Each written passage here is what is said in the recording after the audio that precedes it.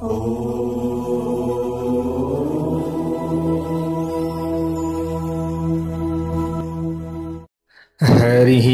ओम स्वस्ति श्री गणेशाय नमः। ओम नमो भगवते वासुदेवाय। ओम नमः शिवाय।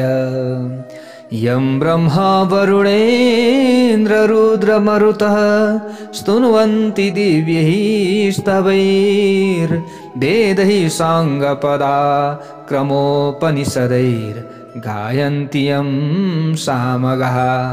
ध्यानावस्थित तद्गतेन मनसा पश्यन्ति यं योगिनो यस्यान्तं न विदुः सुरासुरगणा देवाय तस्मै नमः। नारायणं नमस्कृत्य नरं चैव नरोत्तमं देवीं सरस्वतीं व्यासं ततो जयमुदीरयेत्। जय श्री हरि जय श्री राधे भन्न चाहन्छु। सम्पूर्णमा हामी श्री शिव महापुराण श्रवण गर्दै आज 72 दिनमा उपस्थित भइसकेका छौँ। 72 भागमा हामी उपस्थित भइसकेका छौँ। हेर्नुहोस्, हामीले यहाँ हतार गरेका छैनौँ। आनन्दका साथमा सबै पुराणहरू यसरी नै श्रवण गर्ने हामीले अवश्य पनि सोच बनाऊँ। पक्कै पनि नहोला हाम्रो जीवनको अन्त्य कतिखेर होला, तर पनि हामीले कुनै पनि हामीमा संशय रहँदैन। पक्कै पनि हामीलाई राम्रो हुन्छ। जति सुन्छौँ राम्रो सुन्छौँ हैन, फेरि त्यसलाई हामीले अगाडि बढाउँछौँ। जस्तै हामीले कुनै पनि कपडा छिलाउन जानेका छौँ अथवा हामीले कुनै पनि काम जानेका छौँ, त्यो कामलाई चाहिँ एकदम लतरपतर गर्छौँ। जस्तै कपडा सिलाउनेवालाले पनि, म उदाहरण दिन्छु, ल हतार हतार म छिटो छिटो सकौँ भनेर लतरपतर गर्छ, कचाकुचुक सिलाइसक्यो, तर लाउँदाखेरि साँगुरो हुन्छ। सिलाइसकेपछि लाउनै मिल्दैन भने त्यसले काम दिन्छ? दिँदैन। तर बिस्तारै सिलाएको छ, नाप जाँप अनुसार मजाले आनन्दले सिलाएको छ, आधी नै पुगो, हाम्रो अब रात परो, सिलाउन सकिएन, भोलिपल्ट सिलाउने। त भोलिपल्ट सिलाउँदाखेरि पनि त्यहाँबाट उता हामीले सिलाउन सक्छौँ, होइन र? अनि त हामीले सिलाएको त्यो कपडा लाउँदाखेरि पनि के हुन्छ? सजिलो हुन्छ नि त हैन। कसैले कपडा सिलाउँछ भने यसको उदाहरण दिएको हो मैले। यसरी हामीले बुझ्नु पर्दछ। तर हामीले हतार गर्नु हुँदैन के, लतरपतर कचाकुचुक हैन। अनि गफै मात्रै त यहाँ केही चल्दैन।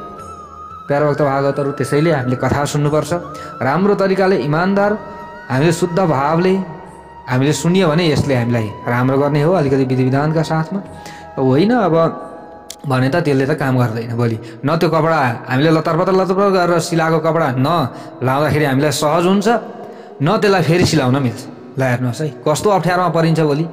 हो, हामी यस्तो अवस्थामा त परेका छैनौँ। यसमा हामीले विचार गर्नुपर्छ। त्यसैले नआत्तिकन धैर्यवान भनेर हामीले अगाडि बढ्ने। 71 दिन 72 दिन 100 दिन पुगोस् न, किन टेन्सन होइन? 200 दिन पुगोस्, किन टेन्सन? यसरी नै हामीले 18 पुराण सुन्ने हो। अनि ला भोलि त हामी मरिहालिन्छ होला, यो त कहाँ 18 वर्षसम्म लाग्ने भयो त एउटै पुराणले 1 वर्ष 6 महिना। यसमा कुनै पनि टेन्सन लिनु पर्दैन। मैले भनिहालेँ नि, हामीले लतरपतर गर्छौँ र पनि हाम्रो मृत्यु भयो भने पनि भोलि न तो पुण्य हामीलाई मिल्यो, न हामीलाई केही भयो, कुनै पनि हामीलाई फल मिल्दैन। अघि मैले लुगाको सिलाएको उदाहरण दिएको थिएँ नि। तर जति सुन्छौँ त्यतिसम्मको मात्र हामीलाई स्वतः फल मिलेको छ, राम्रो छ भने फेरि त्यहाँबाट उता त हामीले अर्को जुनीमा पनि हामीले अगाडि बढाउन सक्छौँ, होइन? हो, हामीले यसरी बुझ्नु पर्दछ।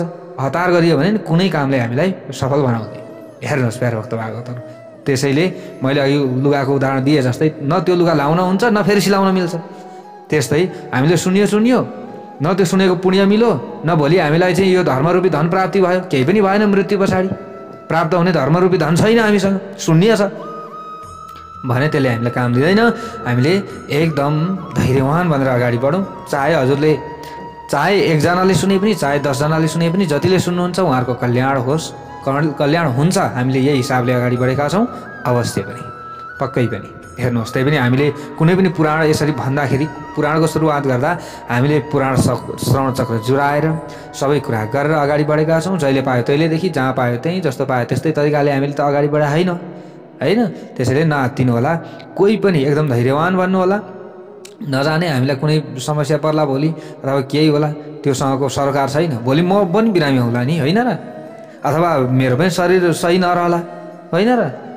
तर म सन्तुष्ट रहन्छु नि, किनभने मैले कहीँ पनि सबै कम्प्लिट गरेर अगाडि बढेको छु, सबै हेरेर अगाडि बढेको छु, सबै चाहिँ यहाँ नछुटाइकन मजाले अगाडि बढिएको छ, त मेरो पनि आत्मा सन्तुष्ट हुन्छ। त्यो हो नि त, होइन? अब मैले खसाखुसुक यसरी पाता पल्टाएँ नि, यसरी पाता हामीले घरमा पढ्न बोलाउँछौँ अनि अथवा काहीँ हामीले चाहिँ गुरुहरूलाई बोलायौँ अनि यसरी हामीले कतिजनाले भनेको सुनेको छु क्या मैले, गुरु पातै मात्रै चाहिँ नपल्टाउनु होला, यसरी पाता झ्याप झ्याप पल्टाएर तपाईँ त पछाडि पुग्नु होला नि फेरि भनेको सुनेको छौँ नि हामीले, होइन? कति ठाउँमा त्यस्तो सुनिएको छ नि।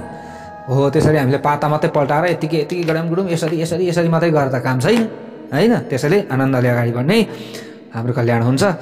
यहाँनिर जो बाणासुरकी छोरी उषा, होइन, उसले अनिरुद्धलाई यहाँ मन पराएको कथा प्रसङ्ग हामीले श्रवण गर्दैछौँ। प्यारा भक्त भागवतहरू सपनामा देखिन्, उनले सपनामा देखिसकेपछि उनी एकदम बेचैन भइन्, होइन? यिनलाई कहाँ पाइन्छ, कहाँबाट प्राप्त गर्नु मैले अब अनिरुद्धलाई, यसो भन्न लागिन्। आफ्नी जो सखी चित्रलेखालाई उनले सुनाइन्, मलाई जसरी पनि चाहियो, अब ती अनिरुद्ध चाहियो, उठाएर ल्याउनु पर्यो, तिमीले कसरी हुन्छ लिएर आउने। कुभाण्डकी जो छोरी चित्रलेखा धेरै बुद्धिमानी थिइन्, हेर्नुहोस् प्यारा भक्त भागवतहरू। त अब यहाँ चित्रलेखाले भनिन् त्यो समयमा, तिमी अब जुन पुरुषको प्रेममा आसक्त भएकी छौ, हे उषा, उसको विषयमा बताउन सक्छौ त? देखेका छौ त्यो पुरुषलाई, तिमीले देखेका छौ? त्वया स्वप्ने च यो दृष्टा पुरुषो देवी तम कथम अहम समान इष्यामि न विज्ञातस्तु यो मम। अब म कसरी उसलाई लिन जाउँ जो मेरो ज्ञानभन्दा पर छ? मलाई ज्ञान नै छैन कि ती कस्तो स्वरूपका छन्, को छन्, कहाँ छन्, उसको बारेमा न मलाई फोटो थाहा छ न के थाहा छ, कसरी ल्याउने मैले? त तिमीले अब यथार्थ रूपमा तिमीले देखेको सपनामा जुन पुरुष देख्यौ ती पुरुषको बारेमा यथार्थ रूपमा बताउन सक्छौ भने तीनवटा लोकमा जहाँ रहे तापनि म उसलाई तिम्रो अगाडि ल्याइदिन्छु, त्यति चाहिँ म सक्छु। यसरी चित्रलेखाले भनिन्। हेर्नुहोस् है प्यारा भक्त भागवतहरू। त सनत कुमारले यहाँनिर अगाडि गएर भन्नुहुन्छ, प्यारा भक्त भागवतहरू, सङ्गिनी आफ्नी सङ्गिनी उषासँग यस्ता प्रकारका कुरा गरिसकेपछि चित्रलेखाले अब कपडाको पर्दामा देवता, दानव, गन्धर्व, सिद्ध, नागहरू र यक्ष लगायतका तस्बिरहरू बनाउन थालिन्। इत्युक्त्वा वस्त्र पुटके देवान् दैत्यांश दानवान् गन्धर्व सिद्ध नागांश यक्षादींश तथा लिखत। उनी त चित्र बनाउनका लागि एकदम माहिर थिइन्, एकदम सिपालु थिइन्। त उनले बनाउन थालिन्। अब यो देखाइन् होइन, यो देखाइन् होइन, देवताहरूको देवलोकको सबै बनाइन्, दानवहरूको सबै बनाइन्, गन्धर्वहरूको बनाइन्, सिद्ध, नाग, यक्ष लगायतका सबैको तस्बिर बनाउँदै सोध्दै गइन्। त्यस पछाडि मनुष्यहरूको तस्बिर बनाउन थालिन्। त्यस क्रममा वृष्णि वंशको तस्बिर बनाउने सिलसिलामा उनले सुर वासुदेव र कृष्ण प्रद्युम्नको तस्बिर बनाइन्। त्यस पछाडि प्रद्युम्नका पुत्र अनिरुद्धको तस्बिर बनाइन्। त्यहाँसम्म पुगिन् उनी, चित्रलेखाले बनाउँदै बनाउँदै गइन्। अब अनिरुद्धको तस्बिर बनाएको देखेपछि उषाले लज्जित भइन्। हेर्नुहोस्, त्यस समयमा उनको अनुहार झुक्यो, मन ज्यादै हर्षित भयो। उषाले भनिन्, तुरुन्तै भनिसिन् उषाले। हेर्नुहोस् है प्यारा भक्त भागवतहरू, यिनैले राति सपनामा आएर मेरो हृदय रूपी रत्न चोरेर लगेका हुन्। ए सखी सुन सुन सुन, को यिनै हुन्। ए सखी, अब तिमी उसलाई प्राप्ति गर्नका लागि प्रेमपूर्वक केही न केही उपाय गर। उपायम रचय प्रीत्या तत्प्राप्त्यै सखी तत्क्षणात् एनोपायेन तम कान्तं लभेयं प्राणवल्लभम। हे सखी, प्रेमपूर्वक कुनै न कुनै उपाय गर न त, केही न केही उपाय गर, जो प्राणवल्लभ पतिलाई मैले शीघ्र हिसाबमा प्राप्त गर्न सकौँ त्यस्तो उपाय चाहियो मलाई। त त्यस पछाडि आफ्नी सङ्गिनी उषाको अनुरोधमा चित्रलेखा ज्येष्ठ कृष्ण पक्षको चतुर्दशी तिथिको तेस्रो प्रहरमा द्वारकामा पुगिन्। चित्रलेखा गइन्। एकै क्षणमा पलङमा बसिरहेका अनिरुद्धलाई महलबाट उठाएर ल्याइन्। ल हेर्नुहोस्, उनी अलौकिक योगिनी थिइन् नि त, होइन? नलौकिक, यो लौकिक होइन, अलौकिक योगिनी थिइन्। उठाएर ल्याइन्। उषा आफ्नो प्राणभन्दा प्यारो पुरुषलाई पाएकोले ज्यादै आनन्दित भइन्। ल्याएर जिम्मा लगाइसकेपछि यता उनको खोपीको कोठाको रक्षा गर्ने हातमा बेत लिएका ढोकेहरूले भित्र भएका चेष्टाहरू अनुमानका आधारमा यी कुराहरूको अनुभव गरे। यहाँभित्र केही खसाखुसुकहरू सुनिन्छ त, बाहिर ढोकेहरू बसेका छन् नि होइन, पालेहरू। तिनीहरूले एउटा अलौकिक शरीर भएको दर्शन गर्न योग्य साहसी कुशल योद्धा नवयुवकले उषासँग दुष्ट्याइपूर्ण व्यवहार गरिरहेको देखे भित्र नि होइन, उनीहरू हाँसखेल गरिरहेका थिए। त्यो देखेपछि उषाको खोपीको सुरक्षा गर्ने ती ढोकेले बाणासुरको नजिकमा गएर सबै कुरा बताउने सिलसिलामा भन्यो। ल हेर्नुहोस्, अब गएर हतार हतार त्यो ढोकेले सुनाएछ नि, लगेर द्वारपालले सुनायो, तपाईँको खोपीमा कुनै पुरुष जबरजस्ती बसेर लुकेका छन्, कोही प्रवेश गरेको छ तपाईँको छोरीको कोठामा। देव कसिन नजानिते गुप्त शान्त पुरे बलात् सकोस्ति तव कन्याम्बै स्वयं ग्राहादधर्षयत्। को शयन गरिरहेको छ त्यो थाहा भएन फेरि, जो आफ्नो भेष परिवर्तन गरेर तपाईँकी छोरीको उपभोग गरिरहेको छ। उनलाई हेरेर जे उचित लाग्छ त्यही गर्नुहोस्, जानुहोस्। यसरी गएर ढोकेले पालेले गएर सुनाए। त ती ढोकेका यस्ता प्रकारका कुरा सुनिसकेपछि आफ्नी छोरी दूषित भएको कुरा सुन्ने बित्तिकै दानवको राजा बाणासुर ज्यादै आश्चर्यचकित भयो। त्यस पछाडि ऊ ज्यादै रिसाउँदै खोपीमा पुग्यो, हतार हतार पुग्यो। त्यहाँ उसले सबैभन्दा पहिले त्यहाँ रहेका अलौकिक शरीर सम्पन्न अनिरुद्धलाई देख्यो। यसपछि उसले उनको बल परीक्षण गर्ने भन्सायले 10,000 सैनिकलाई उनको वध गर्ने आज्ञा दिए। उसको यस्ता प्रकारको आज्ञा पाएका सैनिकले अनिरुद्धमाथि आक्रमण गरे। अनिरुद्धले ख्याल ख्यालमै 10,000 सैनिकको वध गरिदिए त्यो समयमा। यस पछाडि उनीसँग युद्ध गर्न असङ्ख्य सेना आउन थाले। अनिरुद्धले तिनीहरूको पनि संहार गरिदिए। ल हेर्नुहोस्, त्यस पछाडि उनले बाणासुरको वध गर्ने अभिलाषाले आफ्नो हातमा एउटा कालरूपी अग्नि जस्तै धेरै डरलाग्दो भाला लिएर रथमा बसिरहेको बाणासुरमाथि प्रहार गरे। अनिरुद्धले त्यो भालाले धेरै गहिरो चोट लागेकोले बाणासुर त्यसै समयमा घोडासहित त्यहाँ अन्तर्ध्यान भयो। ल हेर्नुहोस् है, यो पनि एकदम मायावी थियो नि त बाणासुर पनि, होइन र? भालाले प्रहार गरेको घोपिदिएछन्। ल हेर्नुहोस्, अनि त्यस पछाडि यसरी अदृश्य भएको धेरै बल सम्पन्न भगवान शिवको परम भक्त बाणासुरले छलपूर्वक नागपास प्रहार गरेर अनिरुद्धलाई बाँध्यो। ल हेर्नुहोस् है, बाँध्यो। अब यसरी अत्याधिक रिसाएको बाणासुरले आफ्नो सारथीको ज्यादै बलवान पुत्रसँग भन्यो। अब बाणासुरले भन्यो, झारपातले यथार्थ रूपमा ढाकिएको धेरै गहिरो कुवामा हालेर यसको वध गरिदियो। लैजाऊ, मैले बाँधेर ठिक पारिदिएको छु। अहिले धेरै कुरो गरिरहनुको कुनै औचित्य छैन, किनकि जस्तोसुकै उपाय लगाएर भए तापनि यसको वध गर्नै पर्दछ, यसको वध हुनुपर्दछ।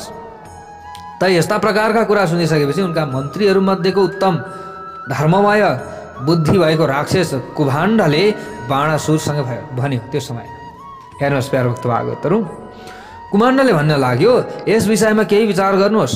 मेरो विचारमा यस प्रकारको कार्य उचित होला त?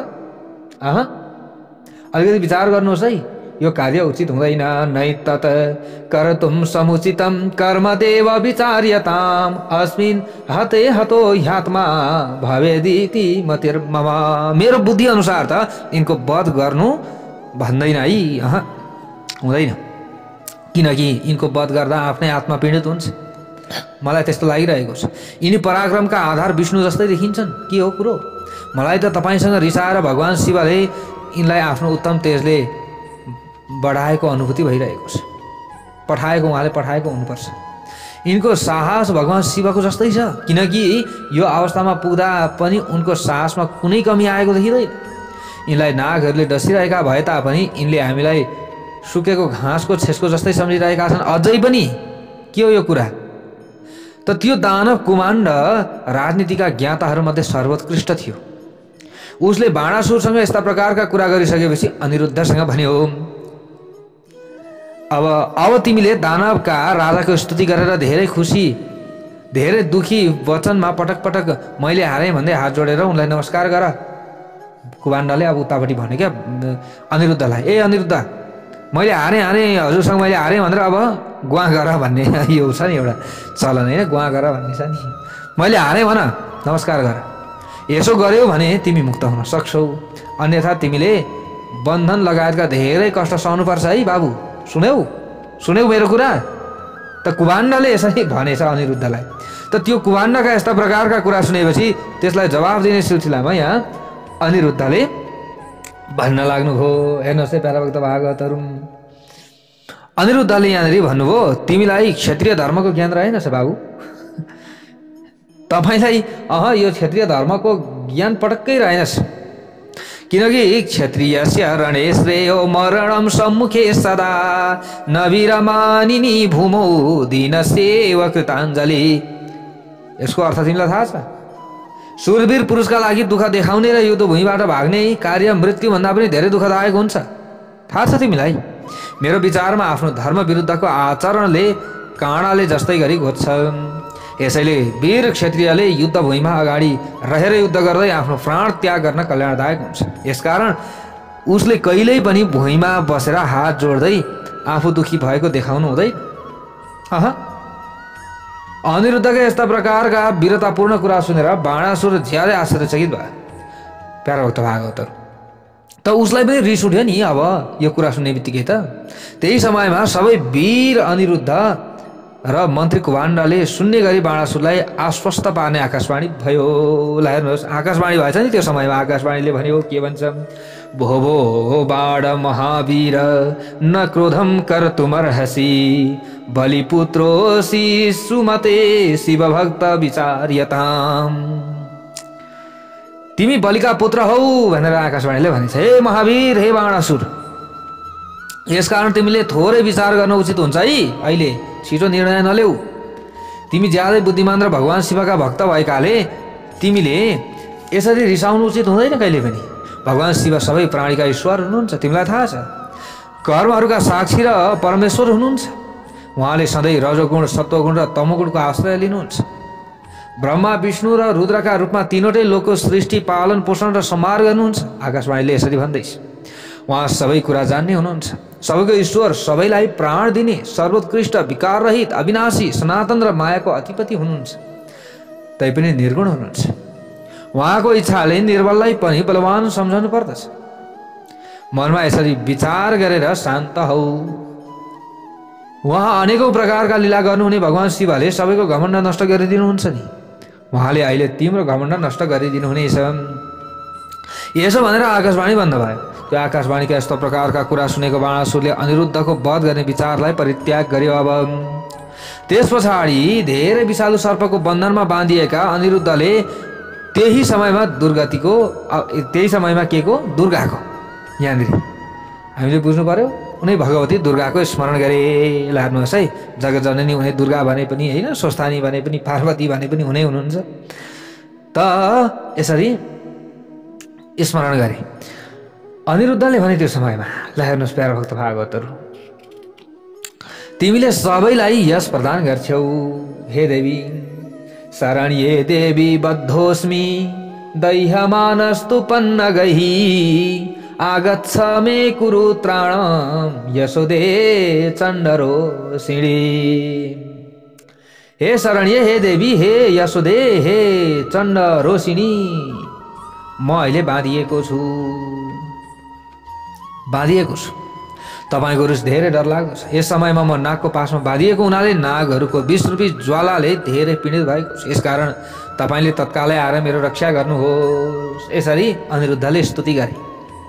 अनिरुद्धले कालो कोइला जस्तै कालो वर्ण भएकी कालीलाई प्रसन्न गराए। त्यो समयमा हेर्नुहोस् है, कालीलाई पुकारेछन् नि अनिरुद्धले।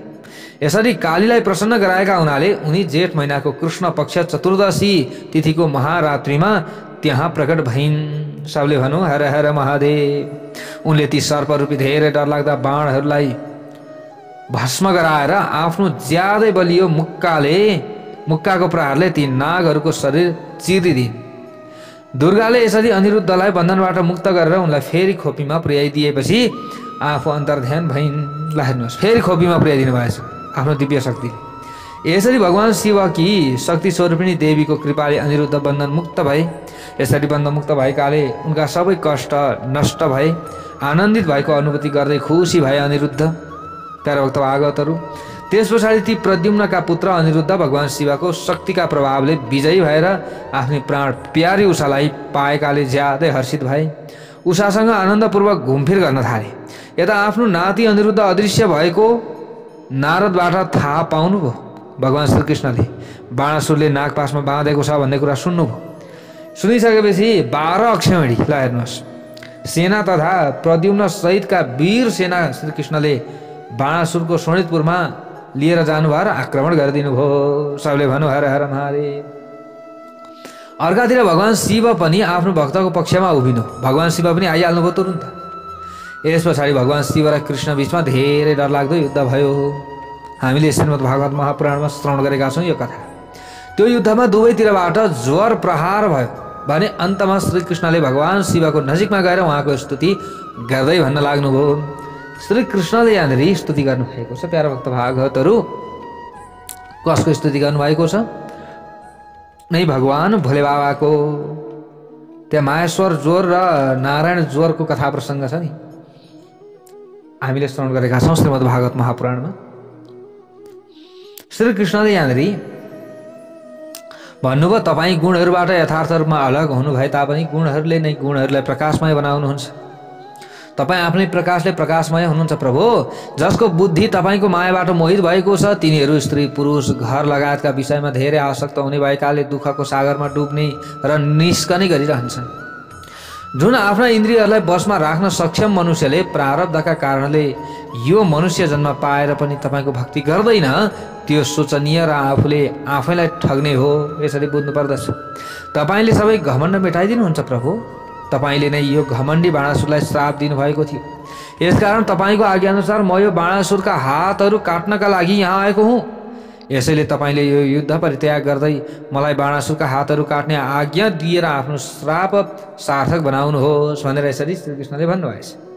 त भगवान शिवजीले अगाडि गएर भन्नुहुन्छ, हेर्नुहोस् प्यारा भक्त भागवतहरू, मैले त्यो बाणासुरलाई श्राप दिएको हुँ, तर मेरो आज्ञाअनुसार तिमी उसका हात काट्न यहाँ आएको हौ, त्यो कुरा पनि सत्य हो।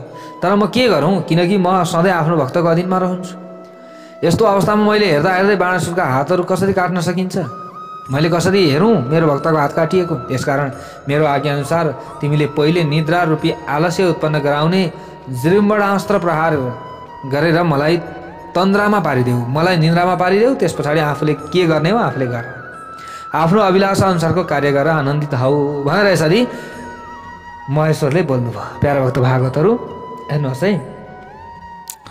अब सनत कुमारले अगाडि गएर भन्नुहुन्छ वेदव्यासलाई, भगवान शिवका यस्ता प्रकारका कुरा सुनिसकेपछि श्रीकृष्ण ज्यादै आश्चर्यचकित हुनु।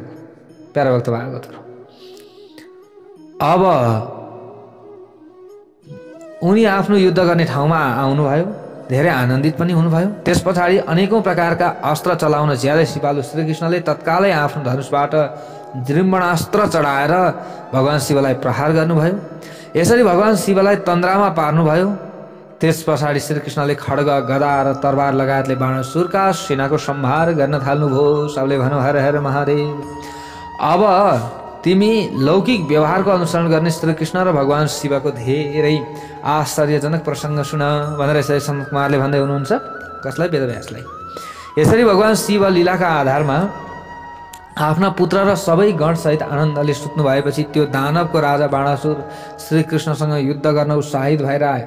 त्यस पछाडि त्यो समयमा कुभाण्डले उसको रथ चलाएको थियो भने ऊ अनेकौं प्रकारका अस्त्र शस्त्रले सुसज्जित भएको थियो। त्यस पछाडि त्यो बाणासुर धेरै डरलाग्दो युद्ध गर्न थाल्यो। फेरि यसरी श्री विष्णु जो यसरी श्रीकृष्ण र बाणासुरका बीचमा धेरै लामो समय ठुलो समयसम्म युद्ध चलिरह्यो।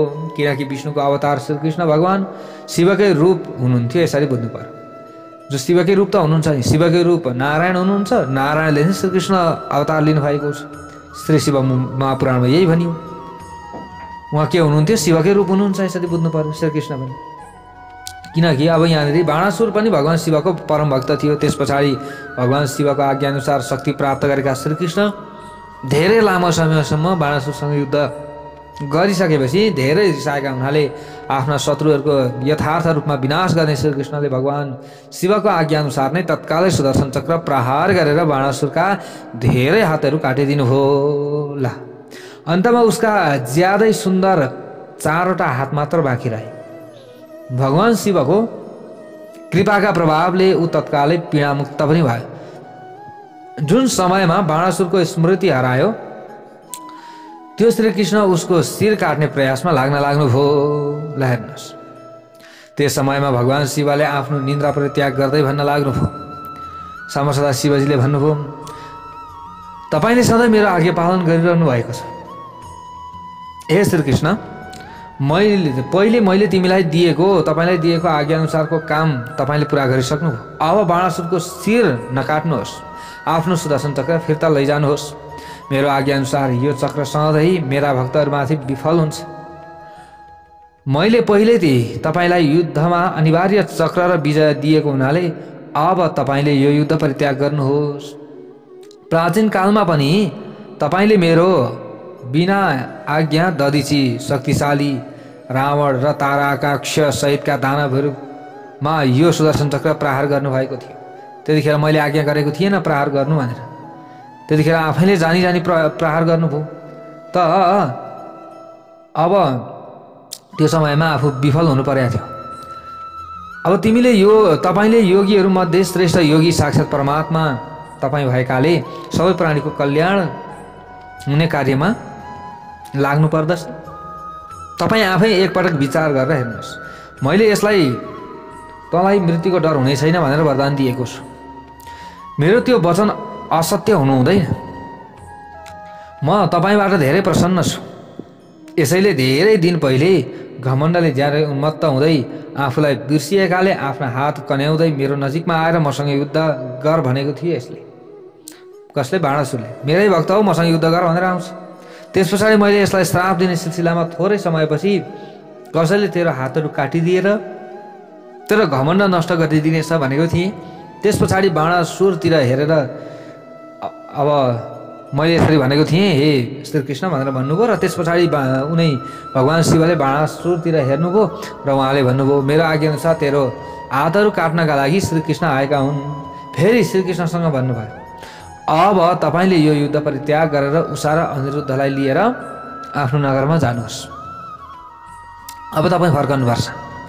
भगवान शिवका यस्ता प्रकारका कुरा सुनिसकेपछि श्रीकृष्ण आफ्नो सुदर्शन चक्र फिर्ता ल्याउनका लागि तयार हुनुभयो र फिर्ता लिएर विजय श्रीले सुशोभित हुँदै बाणासुरको खोपीमा जानुभयो। त्यहाँ अब उहाँले उषासहित अनिरुद्धलाई आश्वासन दिनुभयो। बाणासुरले दिएका अनेकौं प्रकारका रत्न स्वीकार गर्नुभयो। उषाकी सङ्गिनी परम योगिनी चित्रलेखालाई देखेर श्रीकृष्ण ज्यादै हर्षित हुनुभयो। यसरी भगवान शिवको आज्ञाअनुसार सबै कार्य पूर्ण भएपछि श्रीकृष्ण हृदयले उहाँलाई प्रणाम गर्दै बलिको पुत्र बाणासुरसँग विदा भएर आफ्नो परिवार सहित द्वारकातिर फर्कन लाग्नुभयो। यसरी द्वारका पुगेपछि उहाँले आफ्नो वाहन गरुडलाई विदा दिनुभयो। यता नन्दीले बाणासुरलाई सम्झाउने सिलसिलामा भन्न लाग्नुभयो, तपाईले पटक पटक भगवान शिवको स्मरण गर्नुहोस्। के गर्नुहोस्? भगवान शिवको स्मरण गर्नुहोस्। उहाँले आफ्ना भक्तहरूलाई कृपा गर्नुहुन्छ। यसकारण अब तपाईले आफ्नो मनलाई आदि गुरु भगवान शिवमा एकाग्र गराएर निरन्तर उहाँको कीर्तन गर्नुहोस् भनेर यसरी नन्दीले भन्नुभएछ। त्यस पछाडि राग द्वेष रहित भएको बुद्धिमान बाणासुर नन्दीका कुरा स्वीकार गर्दै तत्कालै भगवान शिवको मन्दिरमा गयो। उसले त्यहाँ पुगेर अनेकौं प्रकारका यसरी स्तोत्रहरूले भगवान शिवको स्तुति गर्दै उहाँलाई प्रणाम गर्यो। त्यस पछाडि त्यो बाणासुर पैतालाले ठुम्का लगाउँदै हात घुमाउँदै नृत्यहरूमध्ये सर्वोत्कृष्ट ताण्डव नृत्य गर्न थाल्यो। त्यस समयमा ऊ मुखले हजारौं प्रकारका बाजा बजाइरहेको थियो। उसले मुखैले बाजा बजाउँदो रहेछ। यसरी बजायो र बीचबीचमा आँखी भौँ बटारेर शिर हलाएर हजारौं प्रकारका भाव पनि प्रकट गरिरहेको थियो। यसरी नृत्यमा हराएको बाणासुरले नृत्य गरेर नतमस्तक हुँदै भगवान शिवलाई प्रसन्न गरायो। नाच गानका ज्यादै प्रेमी भगवान शिवले हर्षित हुँदै बाणासुरसँग प्रसन्न हुनुभएछ र प्रसन्न भएर आएर भन्न लाग्नुभयो, हे बाणासुर, म के भएँ? म अत्यन्त प्रसन्न भएँ। म तिम्रो नृत्यबाट ज्यादै प्रसन्न भएको छु। तिमीले आफ्नो अभिलाषा अनुसारको के गर? वर माग भनेर यसरी भगवान श्री महादेव प्रकट भएर भन्नुभयो। ल हेर्नुहोस् है, म यो नृत्यबाट प्रसन्न भए बाण तातबले पुत्र सन्तुष्टो नर्तनेन ते, होइन नर्त अनेन, होइन अनेन ते, नर्त भनेको नाचबाट म के भएँ प्रसन्न भएँ। वरम गृहाण दैतेन्द्र यत्ते मनसी वर्तते, वरम गृहाण वर प्राप्त गर्ने अब तिमी भएका छौ, यानि कि वरदान प्राप्त गर्ने तिमी भएका छौ। ल त्यसैले अब वरदान माग, यसरी भगवानले भनिदिनु भएछ। त भगवान शिवका यस्ता प्रकारका कुरा सुनिसकेपछि बाणासुर ज्यादै हर्षित भयो। बाणासुरले आफ्नो अभिलाषा व्यक्त गर्ने सिलसिलामा त्यो समयमा भन्न लाग्यो, देव देव महादेव शरणागत वत्सल त्वं नमामि महेशान दीनबन्धो दयानिधे। मेरो शरीरमा भएका घाउ यथार्थ रूपमा ठिक हुन्। म त घाउले पीडित भइरहेको छु नि, होइन यत्रो हात काटिएको छ, थोरै थिएन मेरा हात, सबै हात काटिए। अब त्यो घाउ त्यो पीडा शान्त होस्, ममा हातले युद्ध गर्ने क्षमता रहिरहोस्, मलाई अविनाशी विनायकको पद प्राप्ति होस्, यसरी भनेछ। शोणितपुरमा उषाका पुत्र अर्थात् मेरो नातिले राज्य गरून्। देवताहरूमा विशेष रूपमा विष्णुसँग मेरो वैरभाव नहोस् भनेर यसरी वरदान मागेछ बाणासुरले। ममा रजोगुण तमोगुणले परिपूर्ण भएको राक्षस भाव फेरि उत्पन्न नहोस् भनेर मागेछ। ममा सधैँ विकार रहित रूपमा शिवभक्ति रहिरहोस्, मेरो शिवभक्तहरूमा स्नेह र सबै प्राणीमा दयाभाव रहोस् भनेर बाणासुरले अब यसरी प्रार्थना गरे। भगवान शिवसँग यस्ता प्रकारको वर मागिसकेपछि बाणासुर हात जोडेर उहाँको स्तुति गर्न लाग्यो। कसले? बाणासुरले अब फेरि स्तुति गर्न लाग्यो भगवान शिवसँग। उसले यहाँ धेरै कुराहरू भनेको छ प्यार भक्त भागवतहरू। त्यस पछाडि आफ्नो शरीरमा सबै अङ्ग प्रफुल्लित भएको उसले बुझ्यो। बाणासुर भगवान शिवलाई प्रणाम गर्न लाग्यो र प्रणाम गरेर चुप लाग्यो। आफ्नो भक्त बाणासुरको यस्ता प्रकारको प्रार्थना सुनिसकेपछि भगवान शिवले भन्नुभयो, तिमीलाई सबै प्राप्त हुनेछ बाबु, चिन्ता नगर, किन चिन्ता गर्छौ भनेर त्यहाँबाट अन्तर्ध्यान हुनुभयो। त्यस पछाडि भगवान शिवका कृपाले महाकालको पद प्राप्त गरेको उहाँको सेवक बाणासुर आनन्दको सागरमा डुब्न लाग्यो।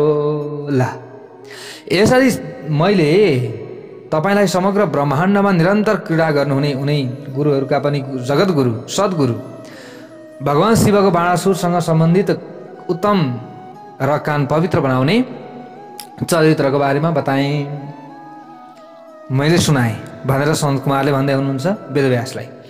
अब तपाईँ भगवान शिवले आफ्नो त्रिशूलले गजासुरको वध गर्नुभएको प्रसङ्ग सुन्नुहोस्।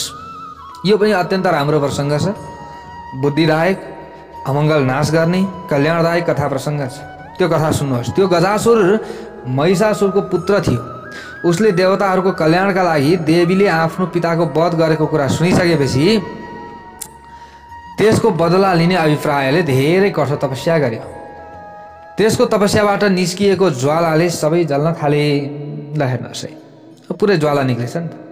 यस पछाडि देवताहरूले ब्रह्माको नजिक गए। आफ्ना सबै कुरा सुनाएपछि ब्रह्माले त्यसका अगाडि प्रकट भएर उसलाई वरदान दिने सिलसिलामा भने, तिम्रो काम वासनामा परेका सबै कुनै पनि स्त्री वा पुरुषबाट मृत्यु हुने छैन। तिमी धेरै शक्तिशाली र कसैले पराजित गर्न नसक्ने हुनेछौ, किन चिन्ता गर्छौ, चिन्ता नगर भनेर आएर यसरी वरदान दिनुभएछ। ल हेर्नुहोस्, केही तपस्या गरे, केही स्तुति गरे, त्यही बिचमा उहाँले आएर वरदान दिनुभयो ब्रह्माजीले। ब्रह्माबाट यस्ता प्रकारको वरदान पाइसकेपछि त्यो ज्यादै अहङ्कारी भयो। ल हेर्नुहोस् है, हो त्यो गजासुर महिषासुरको पुत्र थियो नि त, होइन?